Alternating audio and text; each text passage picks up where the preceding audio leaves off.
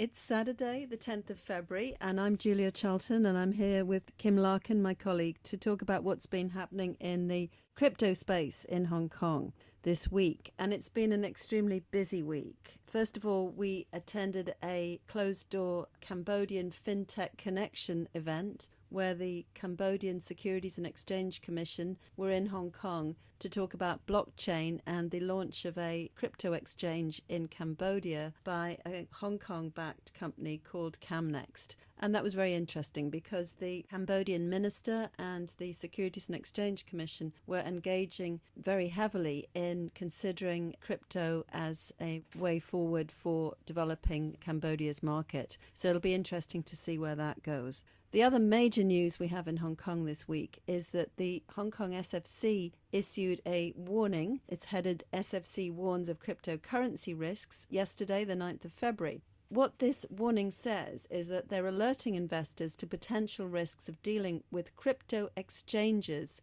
and investing in initial coin offerings. Those are two very different things, of course, but they're put together in this statement. And this follows on from a statement which was released back in September. Apparently, the SFC has taken regulatory action against a number of crypto exchanges and issuers of ICOs.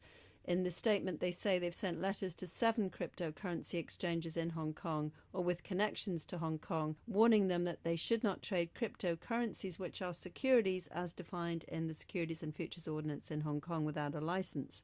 Most of these crypto exchanges either confirmed that they didn't provide trading services for such cryptocurrencies or they took immediate rectification measures, including removing cryptocurrencies from their platforms. The SFC says they may take further action where appropriate, in particular against crypto exchanges which disregard the provisions of the Securities and Futures Ordinance and those which they say are repeat offenders. The SFC says they've also written to 7 ICO issuers. Most of them confirmed compliance with the SFC's regulatory regime or immediately ceased to offer tokens to Hong Kong investors, and the SFC says they will continue to closely monitor ICOs and will not tolerate any violations of Hong Kong securities law. The SFC says that ICOs are essentially crowdfunding by blockchain startups, and ICO issuers are typically assisted by market professionals such as lawyers, accountants, and consultants for advice to structure the offering as utility tokens to fall outside the SFO and, quote, to circumvent the scrutiny of the SFC, unquote. Mr. Ashley Alder, the SFC's chief executive officer, said, "We will continue to police the market and enforce when necessary, but we're also urging market professionals to do proper gatekeeping to prevent frauds or dubious fundraising and to assist us in ensuring compliance with the law." Apparently, investors have complained to the SFC that they were unable to withdraw fiat currencies or cryptocurrencies from their accounts opened with cryptocurrency exchanges. Some complainants claimed that cryptocurrency exchanges had misappropriated their assets or manipulated the market, or that technical breakdowns of the exchanges' platforms caused them significant losses. Several complaints against ICO issuers alleged unlicensed or fraudulent activities. Investors are urged by the SFC to be wary of the increased risk of extreme price volatility, hacking, fraud when investing in cryptocurrencies and ICOs and using services of crypto exchanges. Where these occur in an online environment, victims may have difficulty pursuing action against cryptocurrency exchanges or fraudsters to recover losses.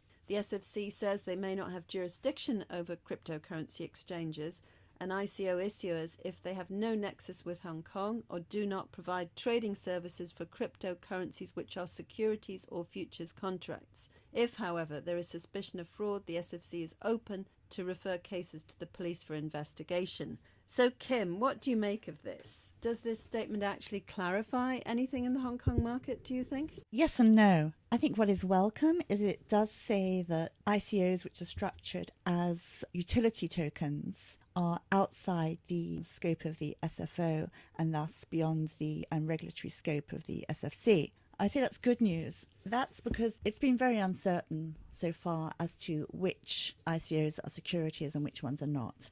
And there are some which obviously are, and those ones I think generally have decided not to offer in Hong Kong. But then there's a whole raft of ICOs which I think most lawyers think are not securities. That is, they're structured, as the SFC says, as utility tokens. But there is a point when a utility token is no longer a utility token.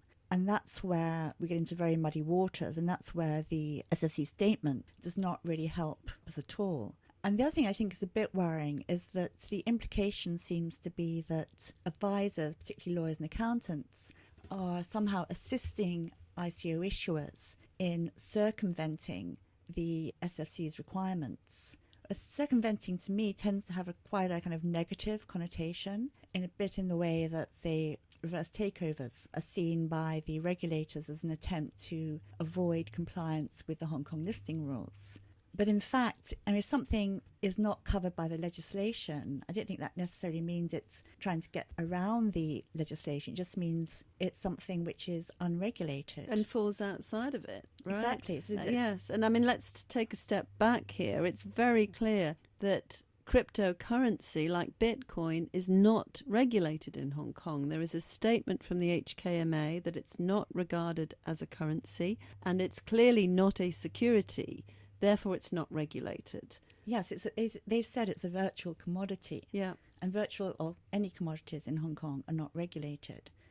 So I think what would be welcome would be a slightly clearer statement from some of the regulators as to, what is a utility token and why is it, in what circumstances does it not constitute a security? And there was a case recently in the US where there was a supposedly utility token.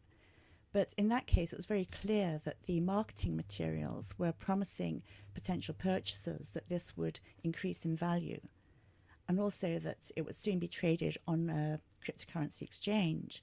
And so the two statements together was pretty much saying, yes, if you buy this, 6 months down the road, you will be able to make a handsome profit. And it didn't actually go to court, but the SEC issued a cease and desist order, which prevented it going ahead, on the basis that those statements together were taken as it constituting a security in the US, as it was promising a profit, bearing in mind that the definition of what's a security in the US is slightly different to the definition in Hong Kong. Yeah, and of course we're not US lawyers, we're Hong Kong lawyers, so we're only sort of reading and repeating what we hear on that. But of course in Hong Kong, if an ICO token doesn't provide a return to a holder arising from rights or a benefit in the property, the subject of the ICO isn't a collective investment scheme and is probably outside the SFO. So while some ICOs may be securities, there's going to be many others that aren't in Hong Kong. I think the problem is the definition of what is a security under the legislation was written for a very different time when things like ICOs were never even envisaged. Thus trying to apply a very old definition to something which is completely outside its scope is extremely difficult. So we won't actually know until the first case actually makes it to the court, and the court goes through and says what the defining features are of a collective investment scheme, say, or a share or debenture, that anyone will be able to say categorically whether something is or is not a security. It's a question of degree in every case. Yes, and of course the SFC under the Securities and Futures Ordinance could actually by notice prescribe that a particular type of instrument was a security, but they haven't chosen to do that so far, right? Exactly. Or the other way they could do it would be by issuing a no-action letter to say that if something has certain qualities, they will not take regulatory action against people, which is another option which would avoid having to amend all the legislation, which is always very difficult in Hong Kong. Hong Kong professionals already are subject to quite onerous obligations in relation to money laundering checks and so on. So it's very difficult to see what the SFC is actually getting at in saying that Hong Kong professionals should be somehow gatekeepers in this, because Hong Kong professionals' obligations are to comply with the law and to act in their clients' interests, obviously within the law. So I don't find this clear. All in all, it seems to somewhat muddy the waters, I would have thought, rather than making the position any clearer. Yes, that's true. I mean, solicitors and accountants are under very strict obligations in terms of the inquiries they make of particular clients. They have to do anti-money laundering, counter-terrorist financing checks. They're also under an obligation under a number of different ordinances to notify the JFIU of any sort of suspicious transactions in terms of, criminal conduct or drug trafficking, those kind of things.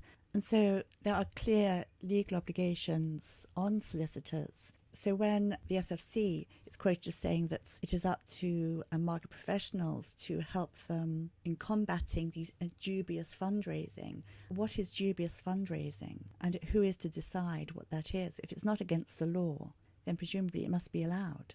Yes, that should be the principles under which we operate in Hong Kong. Hopefully we will continue to do so. So in other jurisdictions, tell me what's been happening. I heard that there were some banks that have banned the use of credit cards to buy crypto. Yes, that's been quite big news, both in the UK and the US. I think in the UK it was Lloyds Bank. In the US there are a number of banks, including Citibank. The motivation, according to the banks, is that because cryptocurrencies, I think they're probably thinking of Bitcoin here, are so volatile, they're worried that if people essentially borrow money from them to buy cryptocurrencies, if then the price of those cryptocurrencies then drops, as we've seen with all the cryptocurrencies in the first 2 months of this year, that they will then... currency. Well, I'm sure that's coming somewhere along the line. So the other thing, what else has been happening in the US? Well, obviously, there's been some hearings before the Senate. I think there's going to be one on Valentine's Day, which seems quite appropriate. And also, both the chairman of the SEC and of the Commodities Futures Exchange have come out with statements on their thoughts on cryptocurrencies. And they vary. I think most of the commentators in the kind of Bitcoin space seem to think that the Commodities and Futures Exchange had a sort of better grasp on what ICOs are. And there's also been a statement from the SEC saying that for the rest of this year, one of their priorities will be cryptocurrencies and ICOs, singling out in particular these risk disclosure, which is made by an ICO white papers, I guess, warning investors. I think a big issue is the whole question of education of investors. Obviously, there are some investors who are not well informed. They see the stories of Bitcoin millionaires in the press all the time. And so, obviously, people see this as an easy way to make money. I'm not quite sure how much activity is going on with some of the other ICOs, and there are over 1,500 cryptocurrencies at the moment. It's only really the top 4 that have any real traction, I think. I would guess that most of the purchases of some of the other ones, which are far more specialized, are more kind of venture capitalists or people who are really specialized in this area rather than sort of Joe Average who's buying into Bitcoin. So even within the cryptocurrency market, there are huge differences between, say, investing in Bitcoin or investing in some rather obscure thing, which has a very precise use factor. Wow, that's interesting, isn't it? So do we think that they're actually going to do anything more in the States, perhaps from a commodities angle, or the jury's still out on that? I think they're still keeping quite a long step back. What they are doing is where they see ones which are obviously securities being marketed not in compliance with US law, the SEC is stepping in to kind of prevent that. Otherwise, it looks like they might encourage more disclosure by ICO issuers. But I think we're seeing more and more self-policing by the industry itself. Yeah, that's interesting. And the other thing I think is relevant to note in Hong Kong is that we've never really had much of a commodities market here. Even our securities regulator is called the Securities and Futures Commission. They don't really regulate commodities. And perhaps it's going to be some of the expertise in regulating commodities trading, which exists more in the States and in London, which might be more relevant actually to crypto. Thank you very much, Kim.